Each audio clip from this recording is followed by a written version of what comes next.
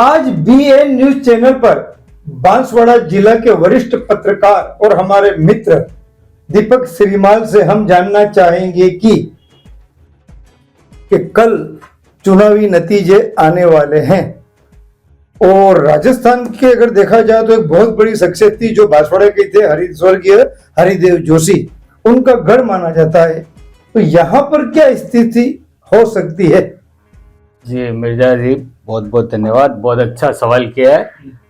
सबसे पहले मुख्यमंत्री हरिदेव जोशी 3 बार रहे थे, इसमें कोई अतिशयोक्ति नहीं है। 3 बार मुख्यमंत्री? जी जी बिल्कुल।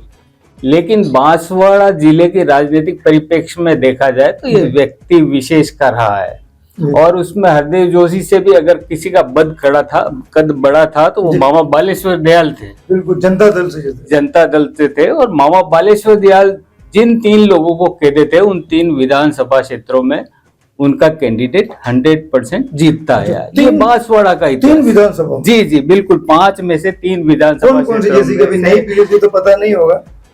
जिस तरह से सबसे पहले आप ले लो दानपुर, उसके बाद में कुशलगढ़, उसके बाद में बागीदोरा। तो और जो हरिदेव जोशी खुद बांसवाड़ा सबसे पहला चुनाव तो उन्होंने डूंगरपुर से लड़ा था, उसके बाद में 2 चुनाव घाटोल से लड़े, उसके बाद में बांसवाड़ा में आए। तो ये यहाँ का इतिहास रहा है। तो इसमें सबसे बड़ी मिर्जा जी सबसे बड़ी बात ये है कि व्यक्ति यहाँ हावी रहा है, चाहे वो मामा बालेश्वर दयाल हो, चाहे वो हरिदेव जोशी हो, या वर्तमान में आप देख लो महेंद्रजीत सिंह मालविया हो। अगर इस चुनाव की बात करते हैं तो आम लोग यही जानते हैं कि महेंद्रजीत सिंह मालविया बागीदोरा से चुनाव लड़ रहे हैं। लेकिन मेरा ये मानना है कि महेंद्रजीत सिंह मालविया सिर्फ बागीदोरा से चुनाव नहीं लड़ रहे हैं। अच्छा। आप चुनावी गणित, चुनावी सभाओं को देखेंगे तो महेंद्रजीत सिंह मालविया ने घाटोल से भी चुनाव लड़ा है, कुशलगढ़ से भी लड़ा है और गढ़ी से भी लड़ा है।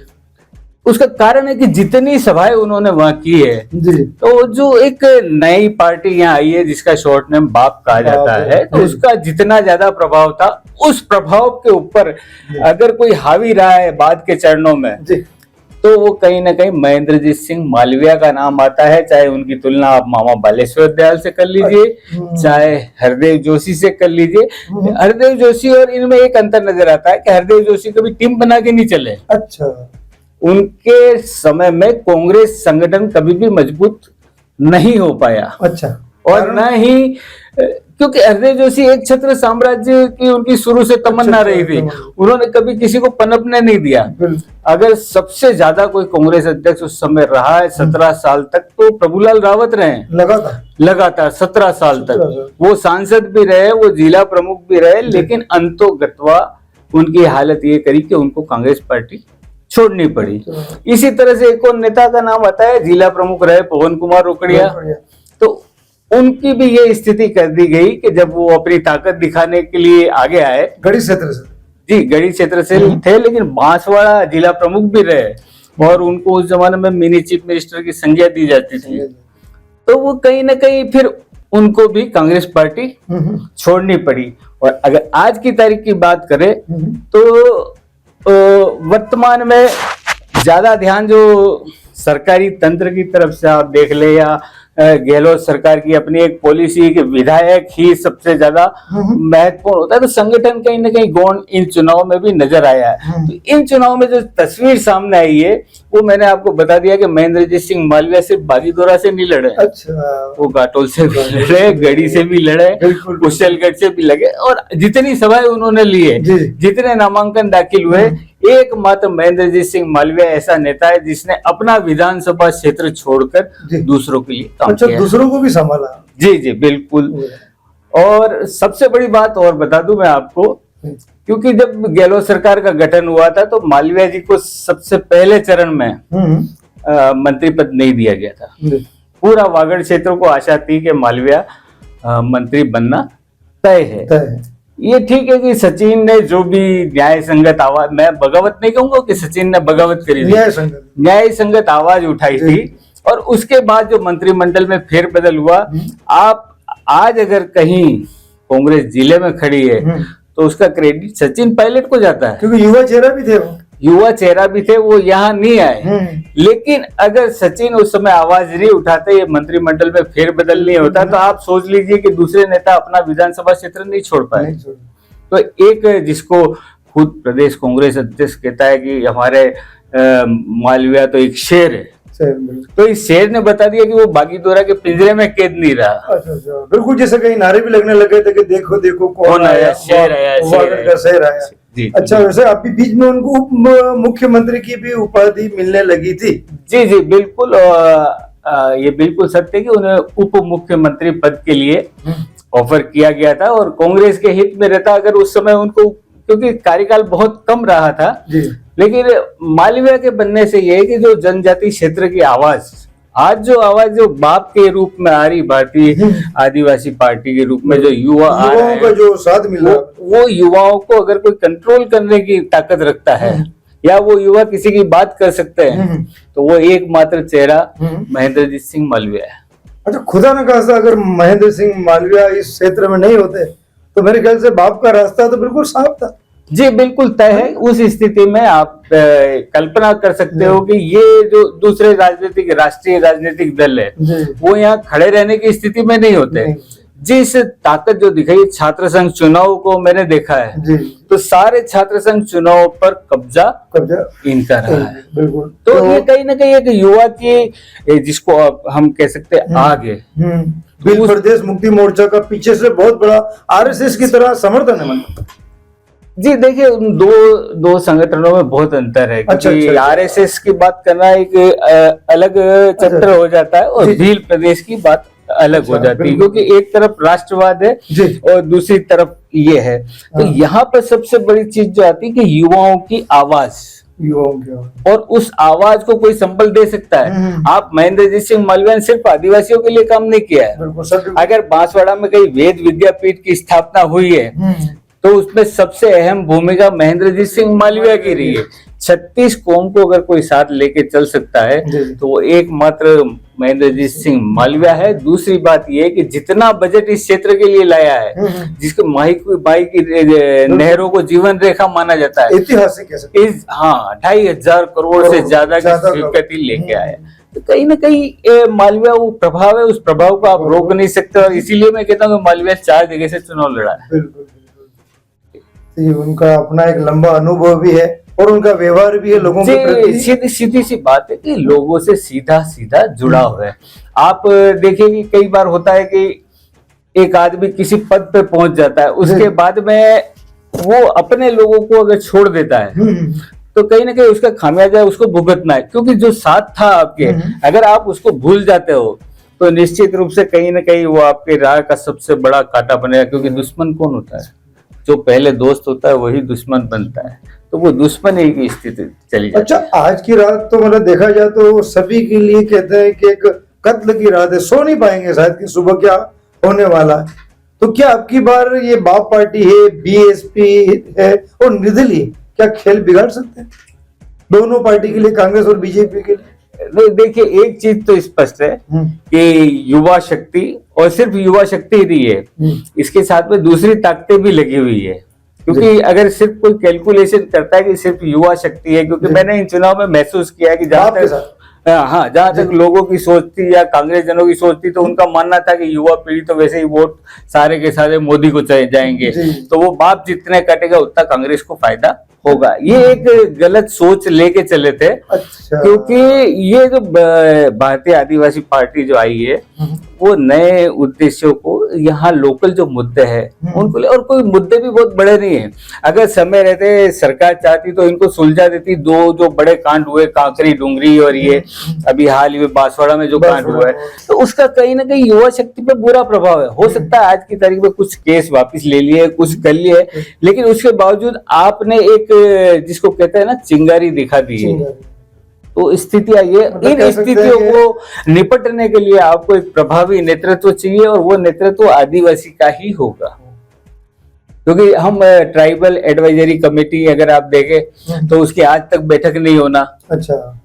तो कहीं ना कहीं राज्य स्तर पर भी एक प्रभाव तो डालता ही डालता है। और वो आज की जो पीढ़ी है, वो आदिवासी बच्चा जो आज पढ़ा लिखा है, जिसने पीएचडी करने वालों की तादाद भी बहुत हो गई है, कई बच्चे डॉक्टर बन चुके हैं, तो वो सारा प्रभाव पड़ा। अब वो जो समझदार हो चुके हैं तो आपको न्याय संगतता व्यवहार उनके साथ करना पड़ेगा। लेकिन यहाँ दुर्भाग्य ये है कि कुछ विशेष लोग, कोई भी नेता बनता है, नेता बनेगा ट्राइब, लेकिन उसके आगे पीछे लगने वाले लोग कुछ विशेष हो जाते हैं, उसके कारण से आदिवासी नेता होते हुए भी आदिवासियों से दूर हो जाते हैं। सबसे बड़ा ड्रॉबैक अगर कहीं ये है कि आप आदिवासियों को छोड़ के आप ये मान रहे हैं कि जनरल के अंदर या दीपक शिमाल के अंदर या मिर्जा के अंदर मेरे से ज्यादा ज्ञान है, जबकि ज्ञान तो प्रभु ने सबको दिया हुआ है, परमात्मा ने सबको दिया। जी, आप उसका उपयोग करें। अच्छा, अगर कांग्रेस को बहुमत मिलता है तो मुख्यमंत्री में क्या युवा चेहरा होगा या कोई नया चेहरा हो सकता है? देखिए, बहुत अच्छा सवाल किया है आपने। जो अभी एग्जिट पोल और सारी चीजें सामने आ रही है, हो सकता है वो हमको सबको बताया जा रहा है कि एक संघर्षपूर्ण स्थिति के ये भी आ सकते हैं या ये भी आ सकते हैं, लेकिन मेरी जहां तक सोच है, बड़े नेताओं की एक चाल, इसको कह सकते हैं कि एक चाल है। अच्छा, कि 90 से ज्यादा हमारे विधायक नहीं होने चाहिए। अच्छा। अगर जिस भी पार्टी के पास 90 से ज्यादा विधायक हो गए, अच्छा, तो बहुमत होगा, और बहुमत होगा तो मुख्यमंत्री का निर्णय आलाकमान करेगा। तो जो भी लोग मुख्यमंत्री की दौड़ में है, उनका ये कैलकुलेशन है कि हमारी जो गणित है वो 90-95 के बीच में आगे बैठे, ताकि निर्दलीयों से जो भी करना है, लेन देन करना है। जिक्र हो रहा है कि 90 सीट लाएंगे या 100 लाएंगे, तो ये एक सोची समझी बड़े नेताओं की चाल है कि सीटें इतनी आनी चाहिए कि हमारा वजूद बना रहे और आला कमान को किसी तरीके से हम नीचा दिखा सके या उसको विवश कर सके, दोनों चीजें साहब। अच्छा, ये तो बात रही कांग्रेस की। अगर भाजपा की सरकार अगर चुनी जाती है तो क्या मैं दोनों पार्टी की बात कर रहा हूँ, या सिर्फ कांग्रेस का ही नहीं है, ये भाजपा का ही नहीं है या कांग्रेस का ही नहीं है, दोनों ही दलों के जो बड़े लीडर है, आज की तारीख में स्थापित लीडर है। अच्छा। भाजपा ने एक पहल करी है कि चेहरा किसी को घोषित नहीं किया है, तो उससे कहीं ना कहीं नए लोगों को एक अवसर की तलाश रहती, तो जोश रहता है। लेकिन अगर आप एक लगातार एक ही चेहरा सामने लाएंगे तो कहीं ना कहीं उसका फर्क तो पड़ना ही पड़ना है। अच्छा, देखा जाए तो भी जैसे वसुंधरा राजे भी हैं, सतीश पुनिया भी हैं, इनका अधिकतर जो कहते हैं ध्यान आकर्षण मतलब बांसवाड़ा की ओर रहता है। सबसे बड़ी चीज है कि मैं आपको याद दिला दूं, जो शक्तिपीठ है त्रिपुरा सुंदरी मंदिर, ये जो उस समय की जो कहानियां कही जाती है कि 52 शक्तिपीठों में से एक है, मतलब देवी का एक अंग यहाँ पर हो रहा था, ये चमत्कारिक है। और मैं तो पहली बार इनको नाम दिया था कि संकट मोचक देवी है, राजनेता जी जी जी, इस तरह से ये देवी भी संकट मोचन है। सबसे पहले यहाँ आए थे दिग्विजय सिंह, और उसके बाद में हरदेव जोशी, और कई बड़े बड़े तांत्रिक अनुष्ठान हरदेव जोशी ने भी यहाँ कराए, और यहाँ तंत्र क्रियाएं भी बराबर होती है। लेकिन वसुंधरा राजे का ज्यादा झुकाव नहीं, आप ये नहीं कह सकते, क्योंकि इतिहास में अगर आप जाते हैं तो इस मंदिर के अंदर राष्ट्रपति तक आए हुए हैं, और वसुंधरा जी ज्यादा आते हैं। तो दो कारण हैं, एक तो यहाँ पे ध्यान योगी उत्तम स्वामी महाराज है, उनको भी काफी उनके करीबी माना जाता है, और जितनी पूजा पाठ होती है वो महाराज उत्तम स्वामी महाराज के निर्देशन में होती है, तो कहीं ना कहीं एक प्रभाव तो वो नजर आता है। वो शक्तिपीठ महत्वपूर्ण है, इसलिए शक्तिपीठ के दर्शन करने के लिए इसका पुराना नाम तरतई माता था। अच्छा, तरतई माता का तात्पर्य ये है कि जहां पर आप कामना करो उसकी तत्काल पूर्ति हो जाती है, तुरंत फल मिलता है। तो ये था ये यहाँ का। तो ये बीएसपी के जो है लीडर वो भी दावा कर रहे हैं कि हमारे 6 उम्मीदवार विजय होंगे, लेकिन अब की बार हम कांग्रेस को समर्थन नहीं देंगे। मतलब अभी से उन्होंने चेतावनी दी बिना शर्तों के। बीएसपी या बीटीपी कहना चाह रहे हो संभवतः आप? जी जी, फिर बीटीपी का तो परचेस वो इतना, तो अब न तो मतलब बाप ने स्थान ले लिया। बीएसपी यहाँ पर न तो नहीं, राजस्थान की बात कर रहा हूँ। हाँ, राजस्थान में कुछ सीटों पर है, लेकिन मैंने आपको बताया वो गणित बड़े नेताओं की वही है कि इन के जो भी विधायक जीत के आएंगे, कहीं ना कहीं अघोषित सहयोग रहता है, तो वो सहयोग को उसके पीछे उनको फिर जो जीत के आएंगे लगभग तय होता है कि कौन जीत के आएगा, किसकी संभावना है, तो उसके ऊपर दाव खेला जाता है। तो कल जो अगर निर्णय आएगा खासकर बांसवाड़ा की विधानसभा का, तो इस बारे में आप क्या कहना चाहते हैं? अपना पुराना अनुभव बताइए। नहीं, बांसवाड़ा विधानसभा क्षेत्र, क्योंकि मैंने देखा है जी अगर हरदेव जोशी जीतते यहाँ आए थे जी तो बड़ी रोचक चीजें है, हमारे दर्शक भी जान ले तो ज्यादा बढ़िया है, बातचीत लंबी हो जाएगी। बताइए ना कि लेकिन इस बांसवाड़ा विधानसभा क्षेत्र को 3 विधानसभा क्षेत्रों को काट के बनाया था हरदेव जोशी ने। 3 विधानसभा? जी जी बिल्कुल। बांसवाड़ा शहर के अंदर खांदू कॉलोनी है, और खांदू वो गांव है जहाँ हरदेव जोशी का जन्म हुआ है। लेकिन खांदू कॉलोनी के वोटर कहाँ है? दानपुर में थे। तलवाड़ा गांव आता है, ब्राह्मणों का गांव आता है, यहाँ से गढ़ी तक बांसवाड़ा विधानसभा क्षेत्र था।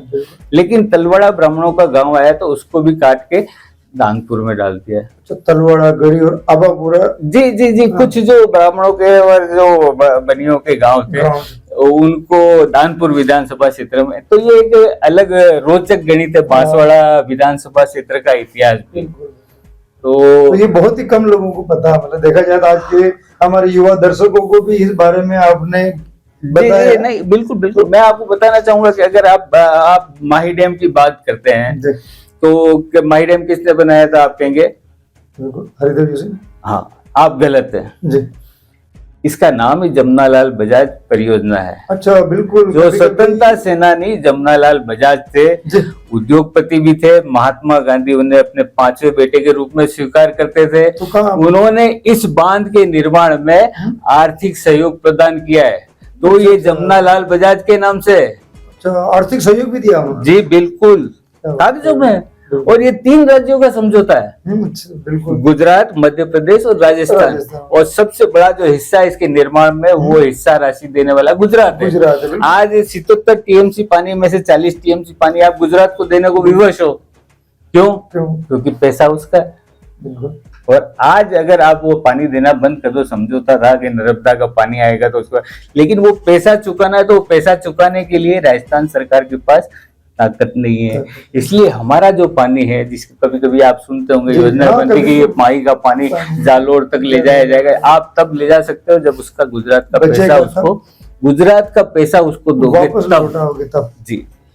और गुजरात इस चीज को बिना पैसे के मानेगा नहीं, वो समझौता लिखित में है, आप उस पर कुछ भी नहीं कर सकते, आप और मैं कुछ नहीं कर सकते। तो बिल्कुल कह सकते हैं कि एक कसमकस वाला मामला। हाँ, सच्चाइयों से हम बांसवाड़ा के लोग अपनी आंखों पे पर्दा डाले हुए हैं। जो इतिहास हमको बताया जाता है या जो कहानियां कही जाती है, हम लोग उसके ऊपर सहजता से विश्वास कर लेते हैं। दोनों में काफी अंतर है। और बांसवाड़ा में तो ऐसे लोग हुए जो गांधी जी से आगे बढ़ के काम किया है।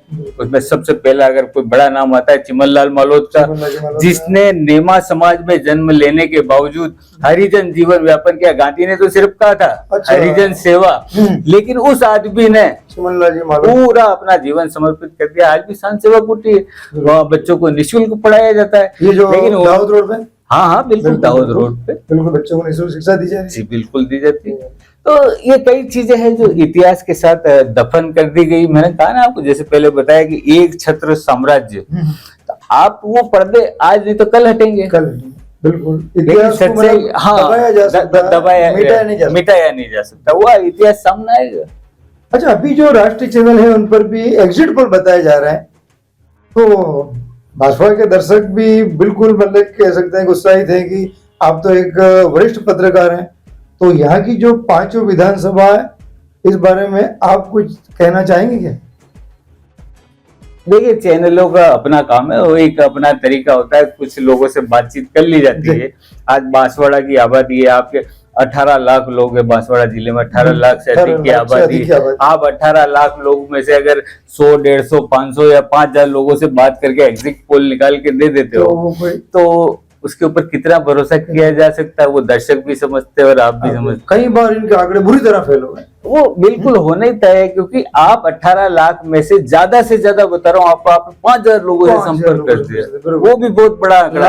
ये सिर्फ होता है 700-800 लोगों से संपर्क होता है, उसके आधार पे एक आंकड़ा पेश कर दिया जाता है। तो एग्जिट पोल उसका आधार नहीं होता है, क्योंकि गांव में बैठा हुआ आदमी इतना होशियार है, वो कभी नहीं बताएगा कि वोट किसको दिया। वैसे ही लेकिन इन आज- चुनाव में एक चीज देखने को मिली है, चुनाव से पहले पुलिस ने काफी अच्छी प्रभावी कार्रवाई जी, सब कुछ की, तारीफ है काबिल है लेकिन जिला प्रशासन की। जैसा बिल्कुल, लेकिन जैसा सुनने में आता है कि जी। बड़ी तादाद में इस चुनाव में पैसा लोगों के घरों तक पहुंचा है, एक फैक्टर वो कहीं ना कहीं आपको प्रभावित कर सकता है।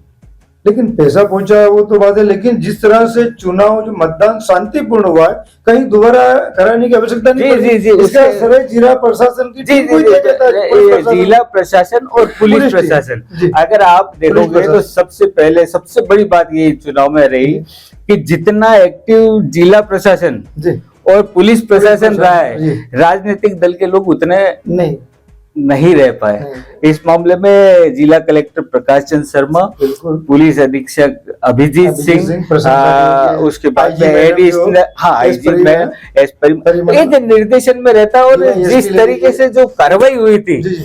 इतनी बड़ी कार्रवाई कभी नहीं, इतनी बड़ा सोना बिल्कुल, कभी बिल्कुल, जब्त नहीं हुआ। की इस चुनाव में। बड़े बड़े सबसे जो खुलासे हो रहे हैं, मतलब जी जी एक तरह से पूरी एक टीम बहुत अच्छी मतलब मिली इनको। बिल्कुल, इस और सबका अनुभव भी काम आ रहा है और मेहनत भी करते हैं ये लोग। अनुभव और सबसे बड़ी चीज है विश्वास, आम विश्वास। जन में विश्वास।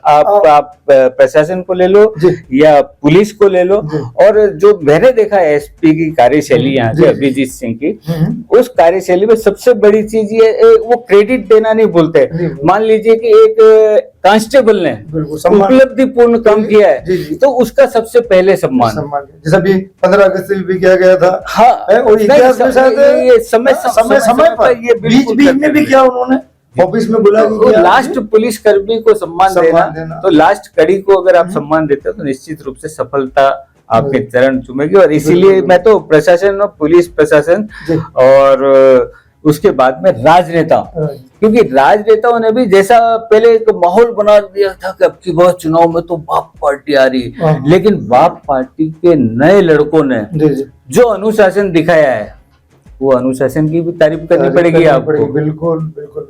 क्योंकि इन्हें लोगों नए में नए डर नए बना हुआ था, भय बना हुआ था, हाँ, वो कहीं सारा दूर हो चुका है। दूर हो और चुका मेरा है। ये मानना है जी, जी। कि इसके पीछे सबसे बड़ा कारण ये है कि अभी हम विधानसभा चुनाव ही देख रहे हैं, 2024 में लोकसभा चुनाव आने वाले हैं। जी, और आपको आशा भी- करते हैं हमारे सभी दर्शक भी। जी बिल्कुल, मैं आपके- सभी दर्शकों को भी शुभकामनाएं देता हूं कि जिस तादाद में आप लोगों ने मतदान किया है, जी। तो दुनिया का सबसे बड़ा लोकतंत्र लोकतंत्र है। है। उस लोकतंत्र में अगर आपने और मैंने अगर एक उंगली दिखा के, ये निशान दिखा के जी, हमें गर्व की अनुभूति बिल्कुल, होती है, तो बिल्कुल। सबको ये उंगली दिखानी चाहिए, क्योंकि जो भी तय करेंगे जी। आप और हम करेंगे। महापर्व हाँ, इसलिए कहा जा रहा है। जी बिल्कुल, लोकतंत्र का महापर्व है। महापर्व। तो आपको भी, दर्शकों भी शुभकामनाएं, जी, जी। और निश्चित रूप से सच तक पहुंचना चाहिए। आप भी पहुंचे, हम भी पहुंचे, और जनता भी तो पहुंचे। बीएन न्यूज चैनल की ओर से भी जिला प्रशासन, पुलिस प्रशासन, खासकर आईजी एस परिमला, हमारे बांसवाड़ा के एसपी अभिजीत सिंह, एएसपी कान सिंह भाटी, डीवाईएसपी सूर्यवीर सिंह राठौर हैं, और यहाँ जो बांसवाड़ा के जो भी सीआईबी जो आए हुए हैं उनकी, और कुछ भी बिल्कुल संदीप बिल्कुल, सिंह भी विक्रम हैं। सिंह जी की मतलब अच्छी मतलब आप भूमिका अच्छी जी- टीम है इनकी, तालमेल अच्छा बन जाता है। आप देखिए सोना पकड़ना, जी, जी। बोरो का जो कांड हुआ था, जी। उसको जिस गति से निपटाया, जिस निपटाया। गति से लोगों को, पुलिस की भावना, जिसको कहते हैं आम जन में विश्वास। तो कई बार तुमने देखा है कि सांप्रदायिक माहौल भी बिगड़ने वाला था, मगर रात रात भर जग के इनकी टीम ने जो काम किया है कि दिन में तो कहीं और ड्यूटी दे रहे हैं, और वापस वो छोटे मोटे कोई हादसे होते हैं उनको भी हैंडल करना है नहीं, ना, नहीं, प्रशंसा के योग्य। बिल्कुल बिल्कुल, जिला पुलिस प्रशासन कहीं ना कहीं एक विश्वास बड़ी कलेक्टर चीज है। प्रकाश चरण शर्मा के साथ विश्वास सबसे बड़ी चीज है, और ये विश्वास का सेतु अगर किसी ने स्थापित किया है, जी। उसमें 3 सेतु में आ जाते हैं। आपका प्रशासन हो गया, पुलिस हो गया, तीसरा जनप्रतिनिधि हो गया, जनप्रतिनिधि। क्योंकि जनप्रतिनिधि भी उतने ही महत्वपूर्ण है। अगर वो चाहते तो कहीं ना कहीं आक्रोश पैदा बिल्कुल कर सकते थे, लेकिन उन्होंने सभी कहीं ना कहीं- सभी राजनीतिक दलों ने भी संयम बरता है। सहयोग भी दिया पीछे, जहाँ अगर समझाना पड़ा था बैकग्राउंड के पीछे भी तो समझाया। उसका कारण यही है कि उन्हें जब व्यवहार विश्वास वाला मिला तो कहीं विवाद नहीं हुआ, हम लोग शांतिपूर्ण चुनाव कर सके। और 3 तारीख जो आप कह रहे धड़कने जी, बढ़ेगी या जिसका थमेगी। था इंतजार वो घड़ी कल आ जी गई जी है। बिल्कुल, आगे लगभग परिणाम के आसपास सब कोई पहुंच चुके हैं, लेकिन ये जरूर है कि परिणाम जो भी होंगे उसमें बहुत ज्यादा अंतर की कल्पना करना जी दिव्या स्वप्न होगा।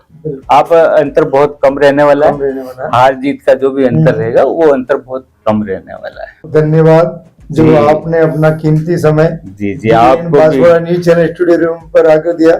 जय हिंद, जय भारत। जय हिंद, जय Bharat. BN Banswara news channel को सब्सक्राइब कर लाइक और शेयर भी करते रहें। यदि आप भी किसी भी कार्यक्रम का निशुल्क प्रसारण करवाना चाहते हैं तो BN बांसवाड़ा न्यूज चैनल एवं वागड़ केबल पर संपर्क जरूर करें। जय हिंद, जय भारत।